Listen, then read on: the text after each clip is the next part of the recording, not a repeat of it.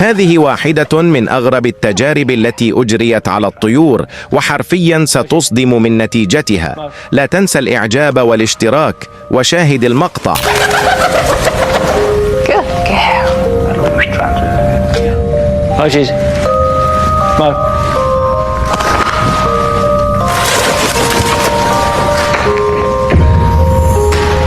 And now, it's Kenza's turn.